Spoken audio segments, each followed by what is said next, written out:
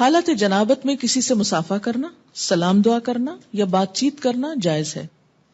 عن ابی ہریرہ رضی اللہ عنہ ان النبی صلی اللہ علیہ وسلم لقیہ فی بعض طریق المدینۃ وہو جنب فانخنست منہ فذهب فاغتسل ثم جاء فقال این کنت یا ابا ہریرہ قال كنت جنبا فکرہت ان اجالسک وانا علی غیر طہارۃ قال سبحان اللہ ان المؤمن لا ينجس، رواہ البخاری۔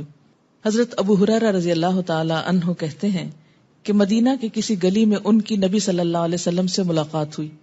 اس وقت حضرت ابو ہریرہ جنبی تھے، چنانچہ وہ وہاں سے کھسک گئے، جا کر غسل کیا، پھر خدمت اقدس میں حاضر ہوئے۔ آپ نے پوچھا، ابو ہریرہ تم کہاں چلے گئے تھے؟ حضرت ابو ہریرہ نے عرض کیا، میں حالت جنابت میں تھا، لہٰذا میں نے آپ کے پاس اس حالت میں بیٹھنا اچھا نہ سمجھا۔ آپ نے فرمایا، سبحان اللہ، مومن کسی بھی حالت میں ناپاک نہیں ہوتا۔ اسے بخاری نے روایت کیا ہے۔ یعنی اگر ایسی حالت میں مثلا کوئی مہمان آ گیا ہے یا بچہ رو رہا ہے یا کوئی اور ایسا دنیا کا ضروری کام پڑ جاتا ہے انسان کو، کوئی ٹیلی فون آ جاتا ہے، بات کرنی پڑ جاتی ہے، تو کسی بھی کام میں حالت جنابت مانے نہیں۔ حالت جنابت مانے ہے کس میں؟ عبادات میں۔